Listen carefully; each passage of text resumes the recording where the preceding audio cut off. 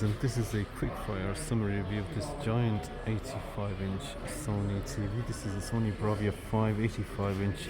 Some of its strengths and weaknesses for you, so based mainly on recent reviews. Some of the pros in its favour are mini LED backlighting and good dimming. The Bravia 5 uses Sony's VXR backlight master drive and mini LED tech, which gives a much better local dimming and contrast versus older full array edge lit sets in its class. Less bloom and less haloing on this Bravia 5. Strong gaming credentials, again 2 HDMI ports only as per Sony's usual, 120Hz refresh rate, which is okay, but it's not as fast as some of the LG's 166 refresh rates. Features like ALM auto low latency mode, VRR, variable refresh rates, and also HDR tone mapping, genre picture mode, which are especially helpful if you use PS5 or other modern consoles, so ideal partner for your PS5 gaming. They just pair each other off quite well. Low input lag as well, which if you're a gamer, that's quite useful for you. Excellent upscaling and image processing, even with lower quality or compressed content streaming, etc. Sony's processing keeps pictures clean, smooth, and colors vibrant. Color accuracy and natural colors. Out of the box, SDR color performance is good.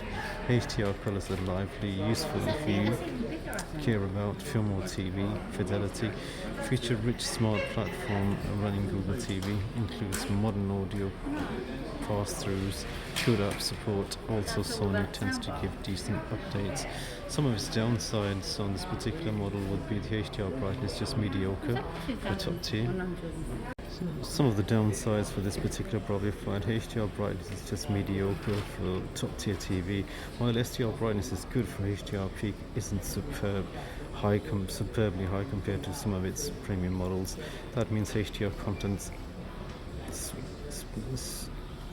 specular highlights, etc. may not pop as much as in very bright environments. Strong reflections glare. The screen is quite reflective in bright or well-lit rooms. When light hits it at certain angles, reflections are noticeable. Viewing angles are limited because it uses VA type panel or variant thereof. Colors and contrast degrade when you move off center. Not ideal for many people who will be watching from wide angles. Motion performance and pixel transitions in game mode. Some motion blur, especially with fast motion sports action games, due to slower pixel transition. Even 120Hz refresh rate, the clarity is fast. In fast motion isn't always perfect. Uniformity and dirty screen effect. Some units exhibit grey uniformity issues, dirty screen effect, where you see uneven patches, especially in bright scenes. Dark corners or edges, this may vary from unit to unit. So some of the trade-offs versus the higher end sets, if you compare with Sony's Bravia 7 and 9 lines, or premium OLEDs, QLEDs from Samsung and LG, some of its competitors, you will lose some brightness and some dimming zones, maybe premium finish.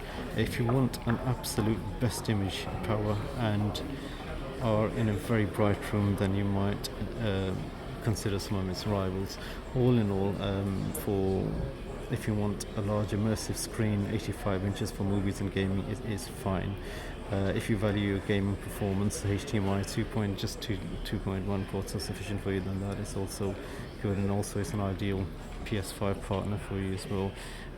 If you want excellent upscaling streaming quality rather than just a raw brightness, this should be fine.